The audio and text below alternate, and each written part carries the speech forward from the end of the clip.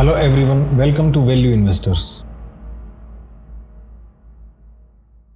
तो आज हमारे पास है एक लेटेस्ट ब्रेकिंग न्यूज जो कि है एसोसिएशन ऑफ म्यूचुअल फंड्स के बारे में। तो हम अभी हैं एमफी की वेबसाइट पर, तो चलिए देखते हैं कि न्यूज क्या है। तो न्यूज क्या है, तो न्यूज आपके सामने है। न्यूज यही है कि mutual fund SIP account stood at 5.93 crore, यानी कि इंडिया में म्यूचुअल फंड सिप अकाउंट्स है उनकी संख्या 5.93 करोड़ तक पहुंच गई है। And total amount collected through SIP during October 2022 was 13,041 crore, यानी कि 13,041 करोड़ रुपए का इन्वेस्टमेंट हुआ है सिप के थ्रू केवल अक्टूबर के महीने में। तो पहले हम डेटा को स्टडी करेंगे और उसके बाद फिर हम बात करेंगे स्टॉक्स के बारे में कि इस डेटा का किन स्टॉक्स पर इंपैक्ट आने वाला है। तो डेटा क्या पब्लिश हुआ है वो अब हम देख लेते हैं। तो यहाँ पे जो दिखाए गए हैं वो मंथ्स है और यहाँ पे फाइनेंशियल ईयर दर्शाए गए हैं कि कौन सी फाइनेंशियल ईयर में कितना अमाउंट इन्वेस्ट किया गया है। तो हम अक्टूबर के मंथ पे चलते हैं। यहाँ पे आप देख सकते हैं कि करंट फाइनेंशियल ईयर में केवल अक्टूबर के महीने में जो इन्वेस्टमेंट आया है वो 13,041 करोड़ रुपए का है, जो कि उसके पिछले महीने में 12,976 करोड़ रुपए था और उससे पिछले महीने में 12,693 करोड़ रुपए था। तो अगर हम अप्रैल से लेके और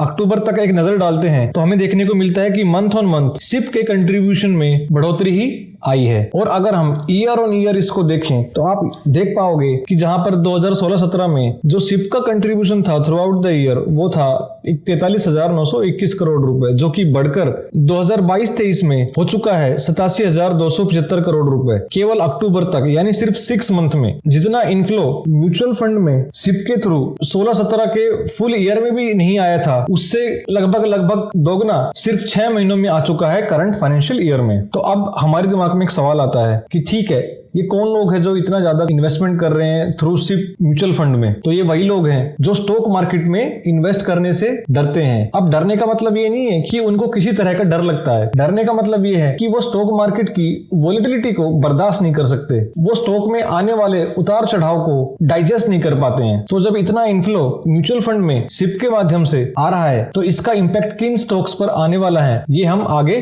देखते हैं। लेकिन उससे पहले हम एक डाटा पर और नजर डालेंगे और वो है कि टोटल कितने सिप अकाउंट अक्टूबर में नए खुले हैं, और वो हैं 19.73 लाख, यानी कि 1.97 करोड़। तो चलिए अब नजर डालते हैं कि इतना ज्यादा इनफ्लो आने के बाद किन 4 स्टॉक्स पर इसका इंपैक्ट हमें देखने को मिलेगा फ्यूचर में। तो अब आप अपनी स्क्रीन पर 4 स्टॉक्स देख रहे हैं जो कि स्टॉक मार्केट में लिस्टेड है। उनमें से पहला है HDFC म्यूचुअल फंड, दूसरा है निप्पॉन लाइफ म्यूचुअल फंड, तीसरा है आदित्य बिरला सन लाइफ म्यूचुअल फंड और चौथा है UTI म्यूचुअल फंड। अब हम चलते हैं इन कंपनी के स्टॉक्स पर। तो सबसे पहले हम HDFC एसेट मैनेजमेंट कंपनी यानी कि HDFC AMC इसका चार्ट पर देखते हैं कि कैसा इस स्टॉक का अब तक का परफॉर्मेंस रहा है। तो हमने मैक्स पर सेलेक्ट कर लिया है। तो अब तक आप देख सकते हैं कि जब से ये कंपनी लिस्ट हुई है स्टॉक मार्केट पर अगस्त 18 में, तब से लेके अब तक सिर्फ 20% का इसमें गेन उन लोगों को हुआ है जिन्होंने इस कंपनी में इन्वेस्ट किया था। मार्केट कैप इसकी 44,000 करोड़ रुपए के आसपास है और PE रेशियो है 32, यानी कि वैल्यूएशन वाइज कंपनी अभी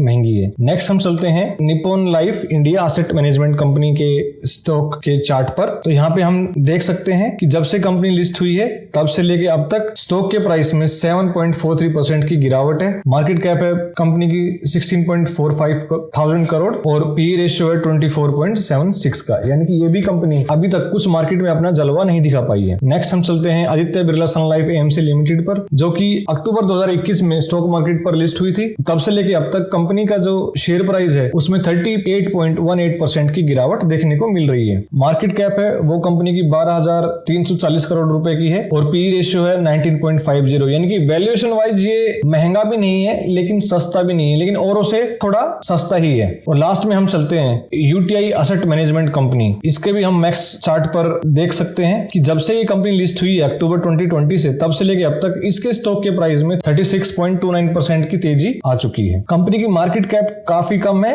केवल 8.68 थाउजेंड करोड़ और PE रेशियो है 18.32, यानी कि रिलेटिवली कंपनी अदर कंपनियों से छोटी भी है, रिटर्न भी अच्छा दिया है और PE रेशियो भी कम है, यानी कि वैल्यूएशन वाइज भी कंपनी चीप है। तो अभी कंक्लूजन क्या निकलता है इन सब डाटा से? तो कंक्लूजन यही निकलता है कि जैसे जैसे हमारा देश म्यूचुअल फंड में सिप के माध्यम से निवेश करता जा रहा है, वैसे वैसे इन स्टॉक्स के प्राइस में भी एक उछाल आना चाहिए जो हमें अभी तक देखने को नहीं मिला है। अब ऐसा क्यों हुआ? इसके बहुत सारे कारण हो सकते हैं। देखो, ये जरूरी नहीं कि कोई भी इन्वेस्टर अगर कहीं इन्वेस्ट कर रहा है तो वहां पे इमीडिएटली रिटर्न आना चाहिए, ये ऐसा बिल्कुल जरूरी नहीं है। आपने सेक्टर रोटेशन का नाम तो सुना ही होगा। सारे सेक्टर्स में एक साथ सभी शेयर के प्राइस में उछाल नहीं आ सकता। कभी एफएमसीजी सेक्टर में आपको तेजी देखने को मिल सकती है, कभी आपको केमिकल सेक्टर में देखने को मिल सकती है, कभी आपको ऑटोमोटिव सेक्टर में देखने को मिल सकती है और कभी आपको फार्मा सेक्टर में देखने को तेजी मिल सकती है। अब चूंकि इन चारों स्टॉक्स ने कोई खास परफॉर्मेंस किया नहीं है, इसका मतलब ये नहीं है कि ये चारों स्टॉक्स खराब हो गए हैं। इन पे आप नजर बना के रख सकते हैं कि कब इनमें तेजी आना स्टार्ट होगी। इन्वेस्टमेंट के हिसाब से जो मुझे लगता है वो एचडीएफसी असेट मैनेजमेंट कंपनी और यूटीआई म्यूचुअल फंड कंपनी, वो मुझे